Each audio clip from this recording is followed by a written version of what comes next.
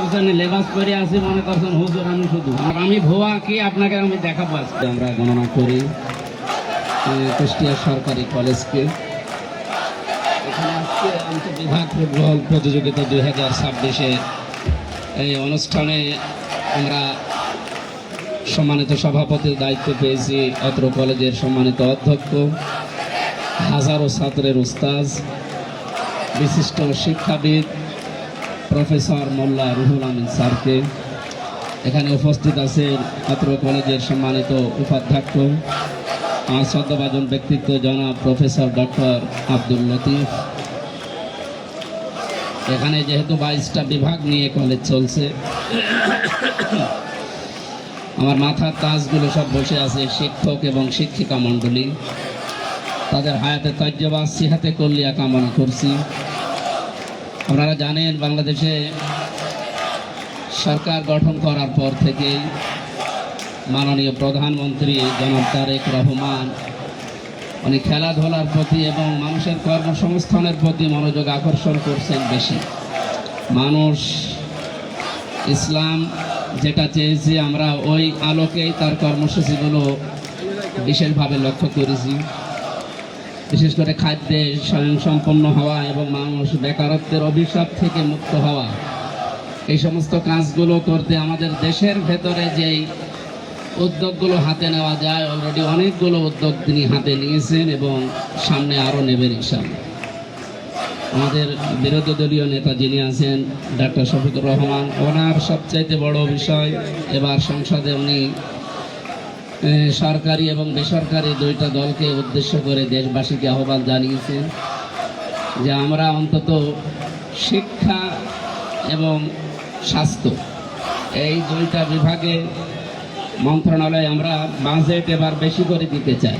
কারণ 100 টাকায় দেশে বাজেট হলে আমরা দেখি প্রায় 65 থেকে 70 টাকা শুধু সড়ক বিভাগ আর স্থানীয় সরকার এনাদের কাছে চলে যায়। বাকি 30 টাকা দিয়ে পুরা যতগুলো মন্ত্রণালয় আছে এগুলো চালানো লাগে, এটা কঠিন হয়ে যায়।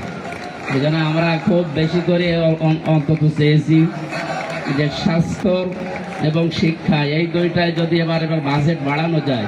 এই যে দৃশ্যগুলো আসার পরে প্রিন্সিপাল সাহেব তুলে ধরলেন, আমি অনেকগুলো বিষয় উদ্যোগ হাতে নিয়েছি অলরেডি। সামনে বাজেট অধিবেশন আছে, এগুলোতে আমি কিছু কথা তুলে ধরবো আমার কুষ্টিয়া নিয়ে।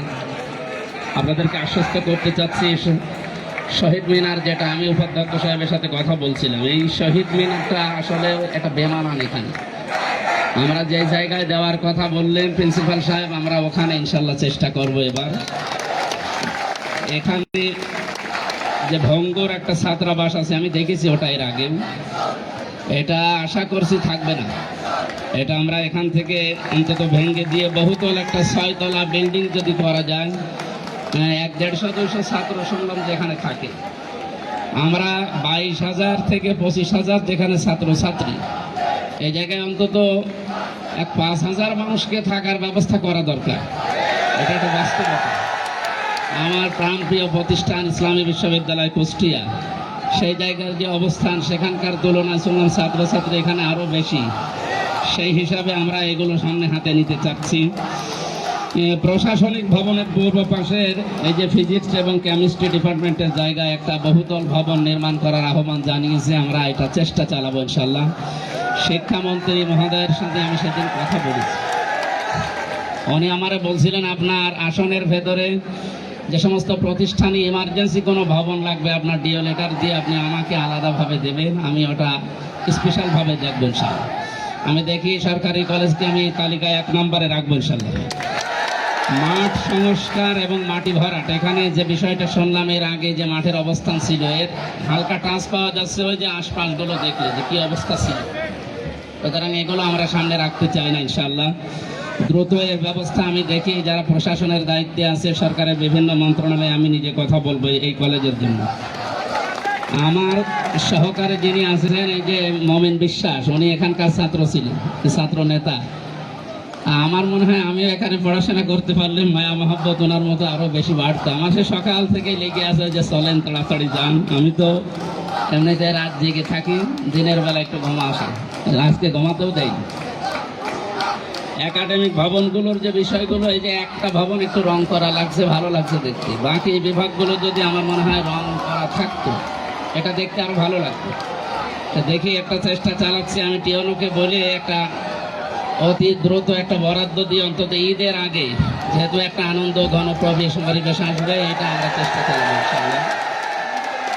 আমি আনন্দও পেয়েছি, আবার একটু দুঃখও পেয়েছি, কারণ এখানে গাছ কাটার যে বিষয়টা শুনলাম, আমাদের এই শিক্ষক পরিষদের শ্রদ্ধাভাজন স্যার যিনি বলছিলেন, আসলে গাছ কে বা কারা কেটেছে এটা তদন্তের মাধ্যমে বের করে, কিন্তু বাকি যেগুলো হচ্ছে এগুলো তো তদন্ত করা দরকার।